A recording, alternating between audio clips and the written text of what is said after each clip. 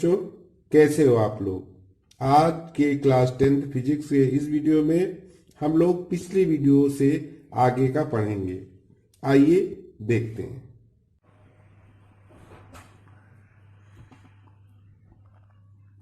चलिए, एक समान चुंबकीय क्षेत्र में स्थित धारावाही चालक पर लगने वाला बल।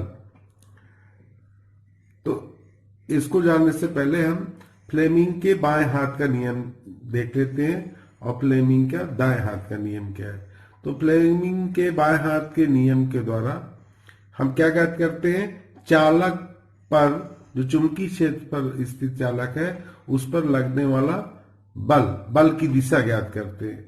और फ्लेमिंग के दाएं हाथ के नियम के द्वारा हम अगर इसमें धारा की दिशा ज्ञात करते हैं, इसमें जो है धारा की दिशा ज्ञात करने के लिए है। और बाएं हाथ का नियम जो है वो चालक पर, चुंबकीय क्षेत्र पर स्थित चालक पर लगने वाले बल की दिशा ज्ञात करने के लिए करते हैं। इसके लिए हम करते क्या है, फ्लेमिंग के बाएं हाथ का नियम क्या है ये जान ले पहले।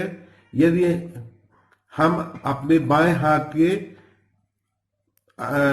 हाथ के हथेली को इस प्रकार फैलाएं कि अंगूठा तथा अंगूठे की पास वाली दोनों अंगुलियां, मान लीजिए ये अंगूठा है और ये जो है इसके पास वाली ये दोनों अंगुलियां, यानी कि ये पहली अंगुली कहलाएगी, ये दूसरी अंगुली कहलाएगी।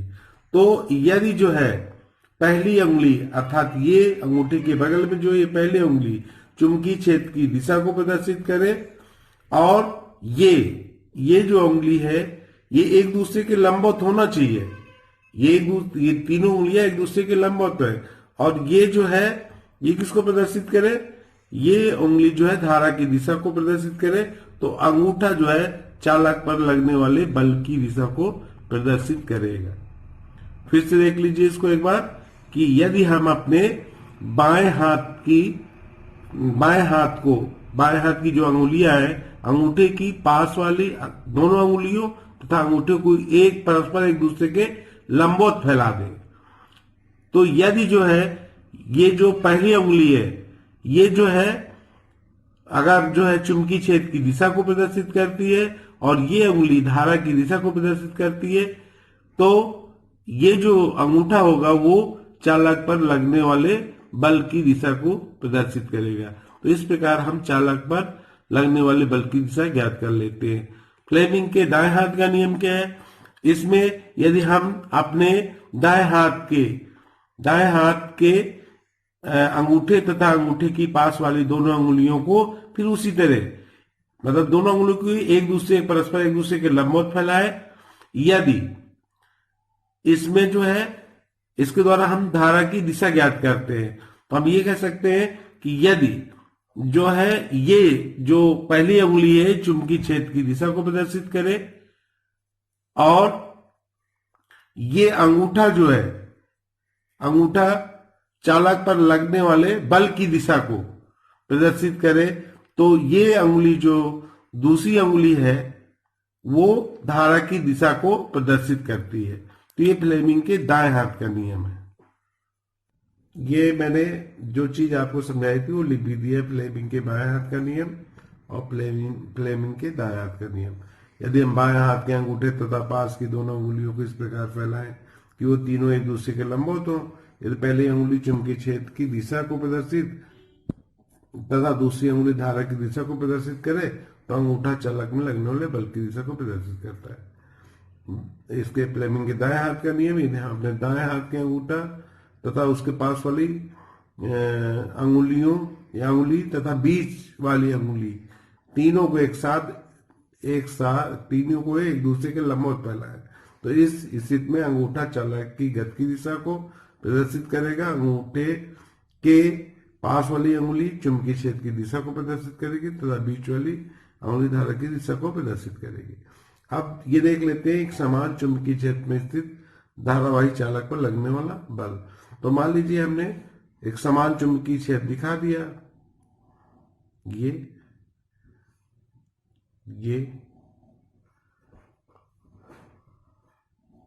ये समान चुंबकीय क्षेत्र दिखा दिया।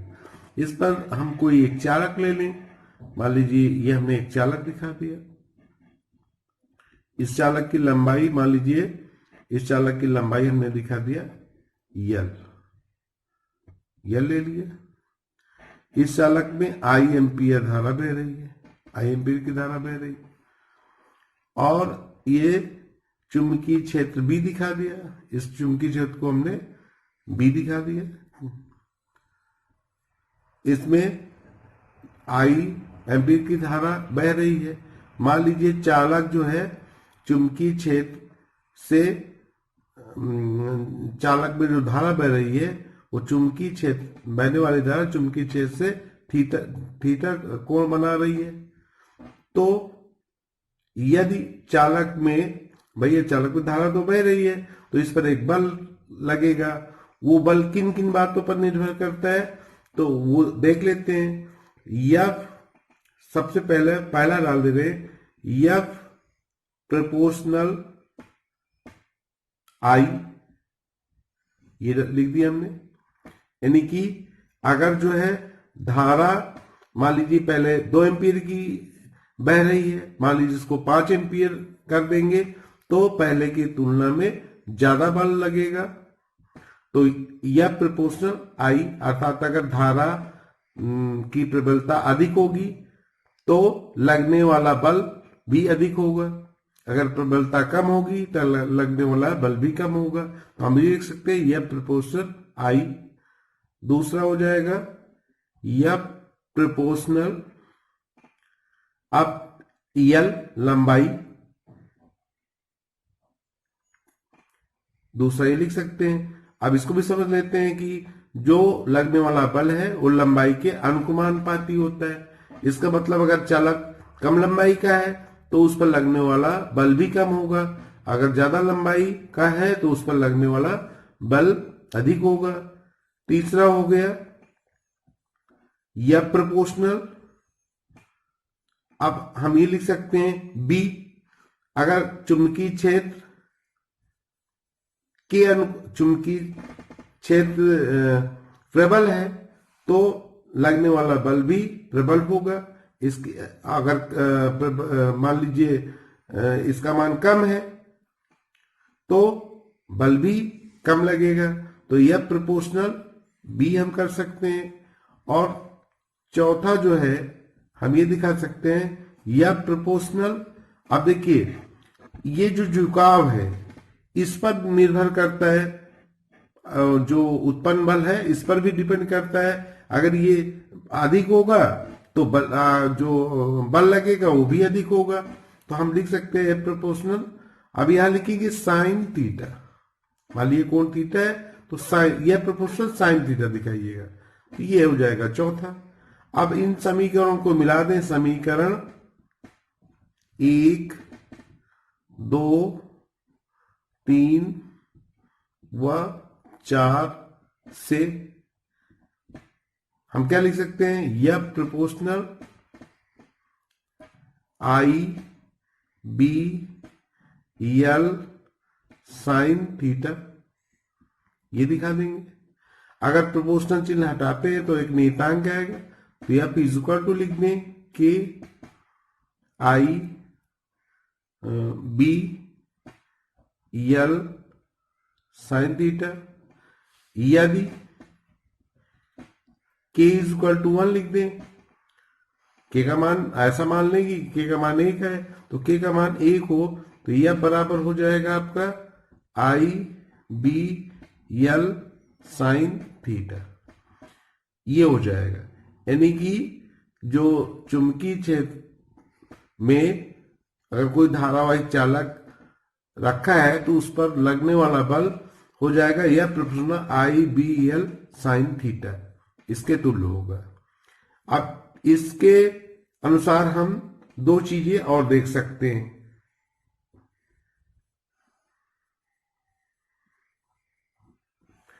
अगर जो है चालक, मान लीजिए अब दो स्थितियां हम देख सकते हैं कि यदि चालक में प्रवाहित धारा, जो धारा बह रही है, और चुंबकीय क्षेत्र अगर ये बहने वाली धारा समांतर है, यानी कि थीटा का मान अगर, यदि हम ऐसे लिख दे, यदि theta is equal to 0 degree दिखा दिया, यानी कि 0 डिग्री कब होगा, समांतर होंगे तब, ठीक है ना। यानी कि चुंबकीय क्षेत्र की दिशा और बहने वाली धारा अगर समांतर होंगी तब हमारा हो जाएगा F बराबर क्या हो जाएगा, I B L sine theta, theta की जगह 0 डिग्री कर देंगे और इसका मान होता है 0, तो I B L sine 0 degree का मान 0, तो ये हो जाएगा 0, अर्थात बल नहीं लगेगा। जब समांतर है तब बल नहीं कार्य करेगा। अगर मान लीजिए इस स्थिति में बल लगेगा ही नहीं, बल का मान 0 हो जाएगा, तो यानी कि हम ये कह सकते हैं चालक पर कोई बल जब समांतर होगा तो कोई बल नहीं कार्य करेगा। दूसरा, यदि चालक में प्रवाहित धारा चुंबकीय क्षेत्र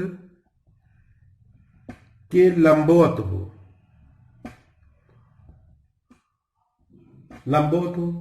अर्थात इसका मतलब क्या हुआ, theta is equal to 90 degree, तो यह बराबर क्या हो जाएगा, यह बराबर मान वही लिखेंगे आई बी एल साइन थीटा, तो साइन 90 डिग्री का। इस स्थिति में जो लगने वाला बल है वो अधिकतम होगा और न्यूनतम कब होगा, जब समांतर होगा, थीटा का मान 0 डिग्री होगा तो न्यूनतम होगा, और जब लंबवत होगा तब एफ यानी कि जो बल लगेगा वो अधिकतम होगा। तो न्यूनतम के लिए ये होगा, अधिकतम के लिए ये हो गया। तो अगर इसको आपको लिखना है तो हम लिख सकते हैं। अब इसको अगर शो करना है तो हम ये लिखेंगे कि माना यह लंबाई का एक धारावाही चालक तार एक समान चुंबकीय क्षेत्र, यह आपने बी दिखाया, बी पर स्थित है, चालक में धारा आई प्रवाहित करने पर, ठीक ना, बाह्य चुंबकीय क्षेत्र के कारण बल F लगता है।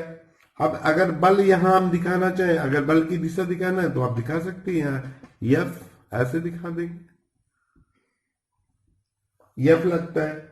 फ्लेमिंग के बाएं हाथ के नियम के अनुसार तार पर लगने वाला बल की दिशा धारा चुंबकीय क्षेत्र के लंबवत होगी। यदि अगर मान लो थीटा, अगर इस कंडीशन में जो आपने दिखाया है, मान लो ये बहने वाली धारा और चुंबकीय क्षेत्र इसके बीच थीटा कोण बन रहा है, तब मैंने आपको बताया था जो लगने वाला बल हो जाएगा F I B L sine theta हो जाएगा। अगर ठीक आप इसके लिए भी बता दिया थीटा बराबर 0 अगर दिखाएंगे तो ये न्यूनतम होगा, अब लगने वाला बल 0 हो जाएगा, बल ही नहीं लगेगा। और अधिकतम के लिए ये अगर 90 डिग्री है तो अधिकतम एफ आई बी एल हो जाएगा। चलिए लॉरेंज बल समझ लेते हैं। लॉरेंज बल क्या है, जब कोई आवेशित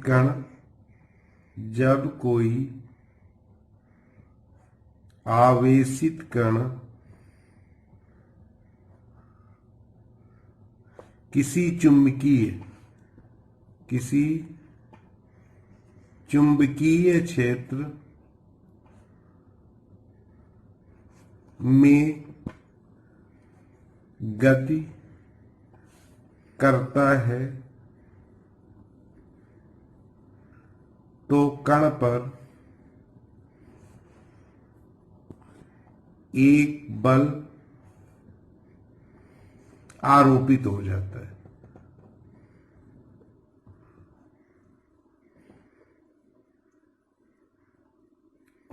है, जिसे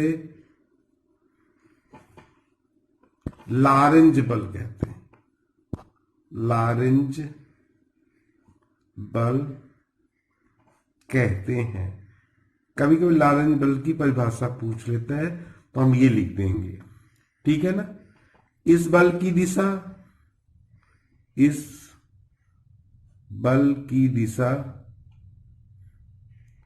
चुंबकीय क्षेत्र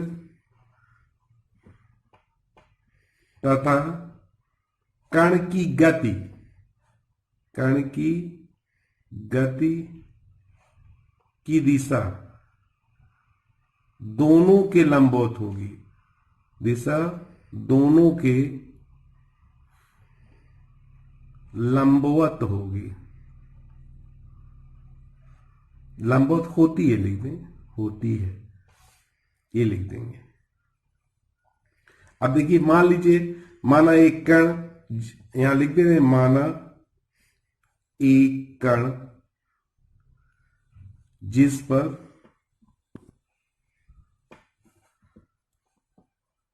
Q आवेश प्लस Q आवेश है, चुंबकीय क्षेत्र हम दिखाते हैं B में, चुंबकीय क्षेत्र को B से दिखाते हैं, B में क्षेत्र ये दिखा सकते हैं, क्षेत्र दिशा के लंबवत, क्षेत्र के लंबवत वेग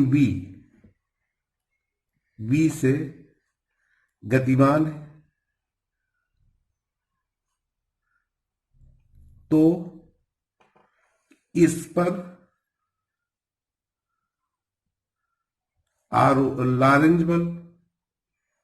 लारेंज बल अर्थात F बराबर क्या हो जाएगा, QVB, ये हो जाएगा, QUB हो जाएगा।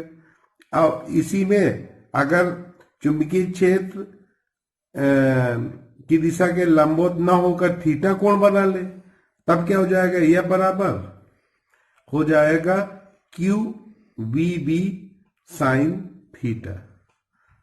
जो इससे पहले भी हमने आपको बताया था, वो भी लॉरेंज बल ही है। जो हमने एक समान चुंबकीय क्षेत्र में रखे चालक पर लगने वाले बल को बताया था, तो वो भी लॉरेंज बल है। और ये आवेशित कण के लिए, जो मान लीजिए चुंबकीय क्षेत्र में गति करता है, तो उस पर लगने वाला बल हो जाएगा। तो ये हमने आपको बता दिया। अब इसमें भी वही चीज है, अगर मान लीजिए पहला, अगर मान लीजिए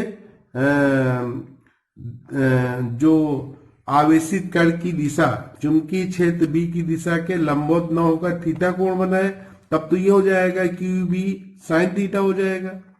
अगर लंबवत है तब क्या हो जाएगा, यह बराबर QVB साइन 90 डिग्री लिख देंगे, और यह बराबर हो जाएगा QVB साइन 90 डिग्री का मान 1 होता है, तो यह बराबर हो जाएगा QVB, ये हो जाएगा। लंबवत के लिए ये हो जाएगा। अगर कोई कोण बना रहा है थीटा, जैसे थीटा कोण हमने दिखाया, तब लॉरेंज बल यह बराबर QVB साइन थीटा हो जाएगा। बच्चों, आज के लिए सिर्फ इतना ही। अब इससे आगे का अगले वीडियो में मैं आपको बताऊंगा।